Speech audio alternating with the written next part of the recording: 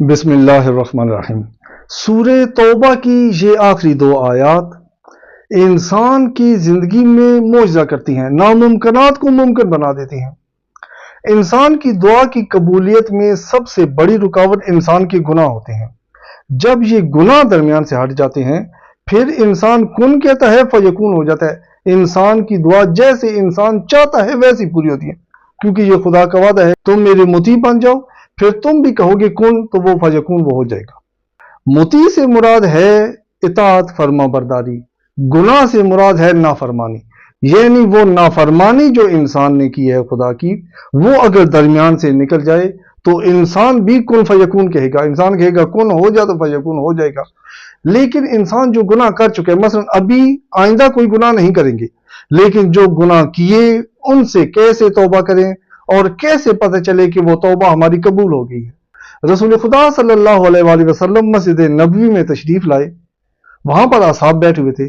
رسول خدا صلی اللہ علیہ وآلہ وسلم نے اصحاب سے پوچھا اتدرون من التائب، کیا تم جانتے ہو کہ توبہ کرنے والا کون ہوتا ہے، توبہ کیسے قبول ہوتی ہے؟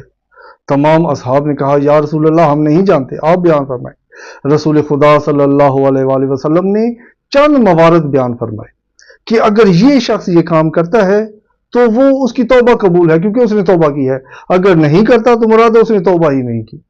رسول خدا نے پہلی بات فرمائی اذا تاب العبد ولم یرضى عن خصما فلیس بالتائب، جو شخص توبہ کرے اور مال واپس نہ کرے، لوگوں کا جو مال غصب کیا ہوا ہے وہ واپس نہ کرے، سمجھے اس نے توبہ نہیں کی ہے۔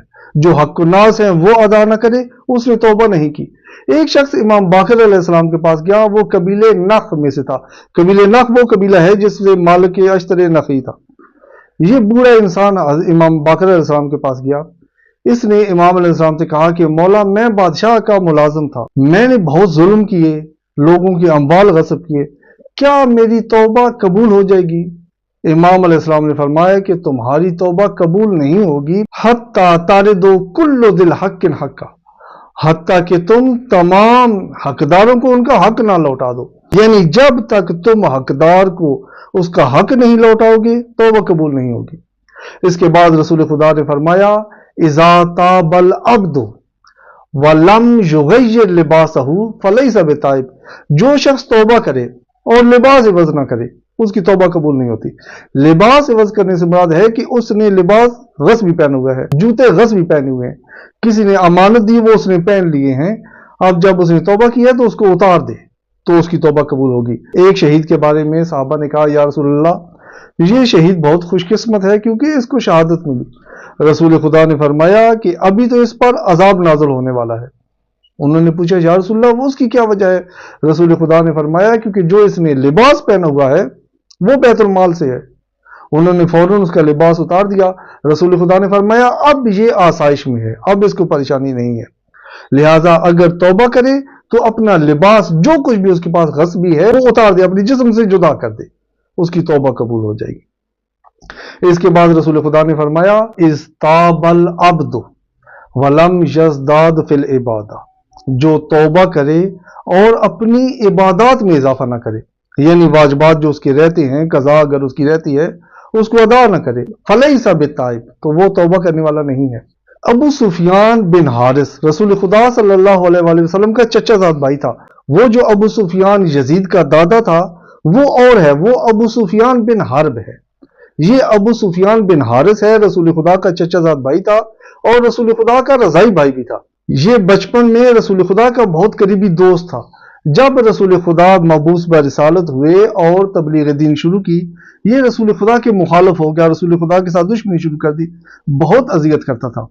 یہ بچوں کو پتھر دے دیتا تھا اور ان سے کہتا تھا کہ رسول خدا کے ماتھے پر اور ان کے زانوؤں پر مارو تاکہ محمد نماز نہ پڑھ سکے۔ یہ رسول خدا کے خلاف اشعار پڑھتا تھا۔ اس نے رسول خدا کو بہت اذیت کی۔ جب فتح مکہ ہوئی تو رسول خدا نے اس کے قتل کا حکم دے دیا۔ اب یہ پشیمان ہو گیا اپنی بات پر۔ یہ امام علی علیہ السلام کے پاس گیا اور کہا کہ اے علی، رسول نے میرے قتل کا حکم دے دیا ہے، میرے لیے سفارش کرو، میں شرمندہ ہوں۔ امام علی علیہ السلام نے کہا کہ میں رسول خدا کے حکم کے آگے نہیں بولتا، جو رسول خدا نے فرمایا وہی حق ہے۔ لیکن تمہیں ایک چیز سکھاتا ہوں، تم یہ چیز یاد کر لو اور رسول خدا کے سامنے بیان کر دو۔ اس نے کہا کیا؟ امام علی علیہ السلام نے اس کو ایک آیت سکھائی، تاللہ لقد اثرک اللہ علینا ان کنا لخاطئین۔ حضرت یوسف کے بھائی جب اپنی خطا پر تھے، جب انہوں نے حضرت یوسف کو دیکھا کہ خدا نے تو ان کو عزیز مصر بنا دیا ہے، تو انہوں نے حضرت یوسف سے کہا کہ اے یوسف، اے ہمارے بھائی، تم تو عزیز بن گئے ہو اور ہم خطا کار ہیں، ہم نے اشتباہ کیا، ہمیں معاف کر دو۔ حضرت یوسف نے ان کو معاف کر دیا تھا۔ یہ رسول خدا کے پاس گیا، اس نے اپنا چہرہ چھپایا ہوا تھا، اس نے رسول خدا کے سامنے جا کر کہا تاللہ لقد اثرک اللہ علینا۔ رسول خدا نے اس کو دیکھا اور پہچان لیا۔ رسول خدا مسکرائے اور فرمایا میں اپنے بھائی یوسف سے کم نہیں ہوں، جو میں نے تمہیں معاف کیا۔ رسول خدا نے اس کو معاف کر دیا، یہ بخشا گیا، اس کے گناہ بخشے گئے، اس کے قتل کا حکم تھا وہ بھی ختم ہو گیا۔ اب یہ باقی زندگی اس شخص نے ہر روز روزہ رکھتا تھا اور تمام دن نماز پڑھتا رہتا تھا۔ لوگوں نے اسے کہا کہ جب تم کافر تھے وہ تو تمہارے اوپر واجب نہیں ہے عبادات، تمہارے اوپر تو اب سے نماز اور روزہ واجب ہوا ہے، تو تم ہر وقت نماز اور روزہ کیوں کرتے رہتے ہو؟ اس نے کہا میں اس لیے کرتا ہوں کیونکہ میں عبادت میں تم لوگوں سے بہت پیچھے رہ گیا ہوں، میں چاہتا ہوں کہ تمہارے برابر ہو جاؤں، اس کا ازالہ کروں، جبران کروں، اس لیے ہر وقت نماز اور روزے کی حالت میں ہوتا ہوں۔ رسول خدا نے فرمایا کہ جو توبہ کرے، اپنی عبادت کو زیادہ نہ کرے، اس کی توبہ قبول نہیں ہے، وہ تائب بھی نہیں ہے، اس نے توبہ نہیں کی۔ ابھی رجب کا ماہ آ رہا ہے، شعبان، رمضان، اس ماہ میں جن کی قضا نمازیں ہیں، جن کی قضا روزے ہیں، مثلا رجب اور شعبان میں روزے رکھنا بہت ثواب ہے، اگر کسی کی قضا روزے ہیں تو وہ مستحب روزے نہ رکھے بلکہ اپنی قضا روزوں کو مکمل کرے۔ اگر کسی کی قضا نمازیں ہیں تو اس وقت میں اپنی قضا نمازوں کو مکمل کرے۔ ان ماہ کا ثواب موجود ہے، 100% موجود ہے، آپ کو اس کا بھی ثواب ہوگا جو آپ نے اپنی قضا ادا کر دی ہے، لہٰذا توبہ کرنے کے بعد اپنی عبادات کو زیادہ کریں۔ اس کے بعد رسول خدا صلی اللہ علیہ وآلہ وسلم نے فرمایا اذ تاب العبد، جب بندہ توبہ کرے، فلم یغیر خلقہ، اور اپنے اخلاق کو تبدیل نہ کرے، اس کی توبہ قبول نہیں ہے۔ اخلاق اتنی اہم چیز ہے کہ رسول خدا صلی اللہ علیہ وآلہ وسلم نے مسلمان کی ایک علامت اخلاق قرار دیا۔ رسول خدا نے فرمایا المسلم من سلم المسلمون من لسانہ و یدہ، مسلمان وہ ہوتا ہے جس کے ہاتھ اور زبان سے دوسرے مسلمان محفوظ رہیں۔ اخلاق بہت بڑی چیز ہے، رسول خدا کی صفات خدا نے بیان کی ہیں، رحمت للعالمین، خلق عظیم، رسول خدا کی صفات ہے اخلاق عظیم ہونا۔ امام جعفر صادق علیہ السلام ایک جگہ تشریف فرما تھے، وہاں سے ایک شخص گزرا اور اس نے امام جعفر صادق علیہ السلام کو ناسزا کہا اور چلا گیا۔ امام علیہ السلام نے اپنے اصحاب سے کہا کہ آؤ ہم اس کے گھر چلتے ہیں۔ وہ اس کے گھر گئے، دروازے پر دستک دی، وہ شخص باہر آیا۔ وہ اس نے جب امام علیہ السلام کو دیکھا اور دیکھا کہ ان کے ساتھ اور بھی 15-20 افراد ہیں، وہ ڈر گیا، اس نے سمجھا شاید میرے ساتھ لڑائی کے لیے آئے ہیں۔ امام علیہ السلام نے اسے کہا کہ نہ ڈرو، میں تمہیں فقط یہ کہنے کے لیے آیا ہوں کہ جو کچھ تم نے میرے بارے میں کہا ہے اگر وہ ٹھیک ہے تو میں دعا کرتا ہوں خدا مجھے معاف کر دے، اور جو کچھ تم نے میرے بارے میں کہا ہے اگر وہ غلط ہے تو میں دعا کرتا ہوں خدا تمہیں معاف کر دے۔ اس شخص نے جب امام علیہ السلام کی یہ بات سنی، امام علیہ السلام کے قدموں میں گر گیا۔ یہ ہے اخلاق جس کا خدا نے حکم دیا ہے۔ جب انسان توبہ کر لیتا ہے تو انسان کی اخلاق سے اس کی توبہ نظر آنی چاہیے۔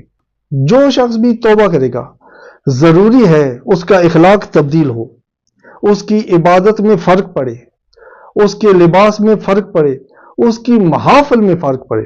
اگر وہ پہلے برے لوگوں میں جاتا ہے اب برے لوگوں میں اچھے لوگوں میں جائے۔ رسول خدا نے ایک صفت بتائی اذا تاب العبد ولم یغیر رفقاءہ، جو توبہ کرے اور اپنے دوستوں کو تبدیل نہ کرے۔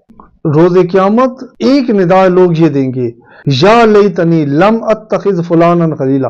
روز محشر جب لوگ بارد محشر ہوں گے، سین محشر میں اکٹھے ہوں گے، اس وقت وہاں پر کہیں گے کاش فلاں شخص کو ہم دوست نہ بناتے، ہماری دوستی ہمیں یہاں پر لے آئی۔ روز قیامت جو بھی امت جہنم میں جا رہی ہوگی وہ یہ کہے گی کہ لعنت ہو میرے رفقا پر، میرے رفقا مجھے یہاں پر لے کر آئے ہیں۔ انسان کی توبہ اس وقت تک قبول نہیں ہوتی جب تک کہ اپنی دوستی تبدیل نہ کرے، برے لوگوں سے دوستی نہ چھوڑ دے، بری محافل میں جانا نہ چھوڑ دے، اپنی عبادات میں اضافہ نہ کر دے، اپنے لباس کو تبدیل نہ کر دے، جن کا حق کھایا ہے، جن کا مال غصب کیا ان کو واپس نہ کر دے، اور پھر انسان کی توبہ قبول ہے۔ زبان سے استغفر اللہ کہنا، زبان سے العفو کہنا توبہ نہیں ہوتا۔ اگر انسان ایک غلط راستے پر جا رہا ہے، انسان گھر سے نکلا کہ میں فلاں جگہ جاؤں گا، میری منزل فلاں جگہ ہے، اور جب ڈرائیو کر رہا تھا تو راستے میں اس کو یاد آیا کہ یہ سڑک جس پر میں جا رہا ہوں یہ تو میں اشتباہ جا رہا ہوں، مجھے تو فلاں جگہ جانا تھا۔ اب اس کو کیا کرنا چاہیے؟ اس کو چاہیے کہ پہلے یو ٹرن پر اپنی گاڑی موڑ دے۔ اگر وہ صرف یہ کہ استغفر اللہ میں تو غلط جا رہا ہوں اور اسی سڑک پر ادامہ دے، اسی سڑک پر اسی راستے پر چلتا رہے، وہ کبھی بھی اپنی منزل تک نہیں پہنچے گا۔ توبہ سے مراد ہے جیسے ہی توبہ کی توفیق ہو اس وقت یو ٹرن لیں، واپس جائیں اور سیدھے راستے پر چل پڑے، یہ توبہ ہے۔ جب انسان یہ توبہ کرتا ہے انسان کی دعا قبول ہوتی ہے۔ توبہ انسان کی زندگی میں وہ اثرات لے کر آتی ہے جو کوئی چیز نہیں لاتی۔ توبہ سب سے بڑی دعا ہے، دعا کی قبولیت میں توبہ سب سے بڑی دعا ہے۔ دو آیات ہیں جو انسان کی زندگی میں ناممکنات کو ممکن بنا دیتی ہیں۔ سورہ توبہ کی آخری دو آیات ہر نماز کے بعد پڑھیں، آپ کی زندگی میں معجزات ہوں گے۔ ہر نماز کے بعد فقط ایک دفعہ آخری دو آیات پڑھیں۔ بعض افراد ایسے ہوتے ہیں کہ جو اس آخری آیت کو وَإِن تَوَلَّوْا فَقُلْ حَسْبِيَ اللَّهُ اس کو اپنی انگوٹھی پر کندہ کروا لیتے ہیں، مثلا عقیق وغیرہ کی انگوٹھی ہے اس پر کندہ کروا لیتے ہیں۔ یہ سب سے بہتر ہے۔ اگر ایسا نہ بھی کر سکیں تو بھی ہر نماز کے بعد آخری دو آیات ضرور تلاوت کریں، انشاءاللہ آپ معجزہ دیکھیں گے۔